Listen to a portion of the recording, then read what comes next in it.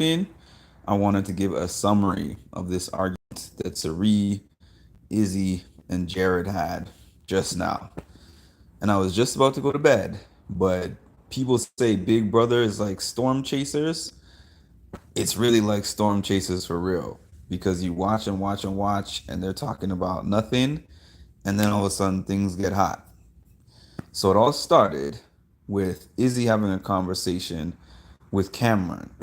Cameron was trying to go to Izzy in an attempt to try to save Riley or to at least gauge the temperature of the other side of the house and see what they think of Riley. He was saying all kinds of weird things, but that's typical Cameron.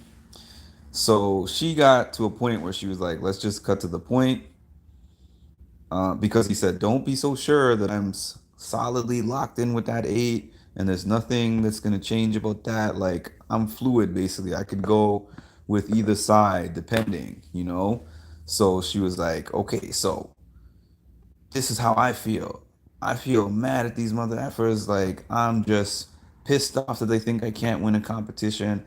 I'm pissed off that Riley hasn't even spoken to me. She was real aggressive with him and basically like they picked a side. We're on this side, so you can join us and help get them out. Are you gonna do that? And Cameron said, "Yeah, I'll do that," which to me means not that much. But um, Jared walked in towards the end of that conversation, and he was in there, and she was like, "Oh, I'm glad that you're in here," So he basically had talked to Cameron, and Cameron's like, Jared is my brother, blah blah blah. He's my brother, this and that. So Jared was like, oh yeah, if Cam is I'm not he was basically trying to downplay his relationship with Izzy. And he was like, if my brother is good with you, I'm good with you. So they were trying to Izzy was trying to form like some kind of alliance with him in it, but say talk is cheap. You gotta prove your loyalty to us with your vote type of thing. So after Cam left the room, Izzy and Cirie were talking about it, and they were talking and they were kind of laughing a bit. And Jared was basically like, "Yo, you guys are being too emotional. We can't play the game with emotion." And Cirie quickly jumped into like, "My son is disrespecting me" type of mode because I know that mode is different between like someone you actually don't know or someone that's not your family saying that versus the son saying it to the mom because my mom has had that kind of reaction with me before. So she was like, what you mean we being too emotional? What are you talking about? What part of that is emotional? And then she was like, in this room we're allowed to be emotional. Out there we're not emotional, but in here we're allowed to be emotional because this is our safe space. He was just like, nah, you can't show them that because Cameron was ready to flip on Riley because she's emotional. So if he sees that y'all are emotional, he might be willing to flip on y'all too. Cirie's looking at him like, I'm not understanding what you're saying. So then I think he realized that Cirie felt like she was being disrespected, and he was like, I'm talking about Izzy. Izzy was just a little bit too hopped up. He said it's not a big problem, but she was just a little bit too hopped up. Or, he didn't say it exactly like that, but that's the gist of what he was saying. That she was a little bit too hopped up in that conversation with Cameron, which I think she was. But then Cameron left the room. I mean, not Cameron, sorry. Cameron had been left the room. Izzy left the room, I suppose, so that the two of them could have it out. And I saw Cirie getting to a point where she was forgetting it was game for a minute. Like this, I hope nobody was outside the room or anything like that because she was starting to get intense. Like, who you talking to like that? Type of intense to Jared. And then when Izzy left, he was like, I didn't want to say this in front of Izzy, but this is how she was talking to him, and she was like, we need to get them out. And then he was like, she's playing the game too emotionally. This was the key part for me though. The key thing that Cirie said during this argument, she said, "So what if she gets emotional? If she gets emotional, then they're gonna target her to get out of the house." So I was like, wow, I wasn't even thinking of it like that. But it's a double-edged sword.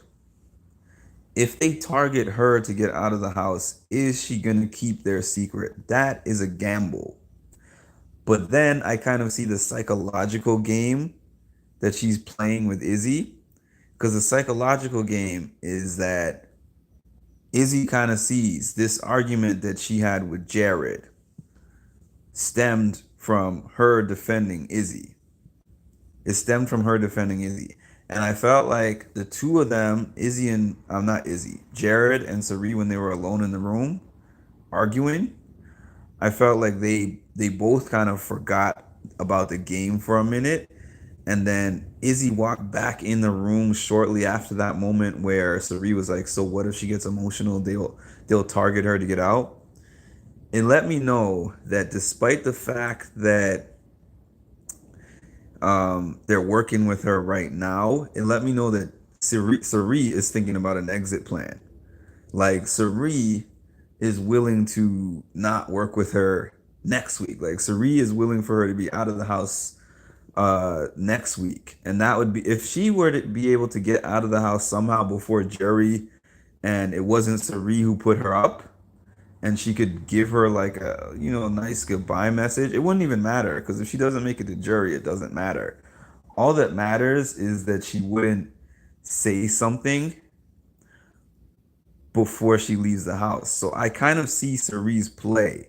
She's like, she probably wasn't even thinking of that particular thing. But in this moment, she was like, if Izzy puts herself in a position where she gets really hot and they use that as ammunition to take her out of the house, because she said to Jared, "What's that mean? If Izzy stays calm and she's not emotional, then they're gonna target me because now we're in this draw type of a situation where it all depends on who wins the next HOH." So yes, they got their plan if their half, if somebody who's clearly on their half wins the HOH. And I think that that plan, as of now, was like Jag and Blue, and then backdoor Riley type of thing, or some at least some combination of those three. But in the event that they don't win, Cirie is a big name and she knows that. And somebody would want her survivor head on a platter, not just for the clout and the feeling of accomplishment and the resume booster that getting her out would be, but she's clearly one of the best people at the game or at these games, period. So she's just like thinking in the event that our side doesn't win, it's okay that they target Izzy. And as a matter of fact, it's great if they target Izzy. Because could y'all imagine? Half of what makes their game hard right now is Izzy. Is Izzy knowing their secret and not knowing what she's going to do with it. Like, this blackmail situation started day one. And they've been forced to work with her because they have to. So if she was out of the house, it totally would make the game easier for them. Because Izzy does the most. So that was a summary of the fight. They're still talking right now, but I need to get some sleep. But I wanted to make this a separate thing so that those who went to sleep and wake up in the morning can get a little bit of my breakdown of this intense moment that happened. I can't remember how long it was, possibly 20 minutes or so. And they hugged it out at the end. And Jared was just like, "I don't play about my family." He doesn't consider Izzy no family. He was like inside the house, outside the house. I think the emotion part came from mostly the part about his mom not siding with him. But I think that at some point in the middle of that discussion, he kind of realized me and mom are me and mom, and Izzy is actually kind of on the other side. Even though we're playing together, like there's a reason why we are playing together. Like they wouldn't have chose her to play with if they got to choose at the beginning. If they were picking which alliance that they want to be a part of, she would not be a part of it.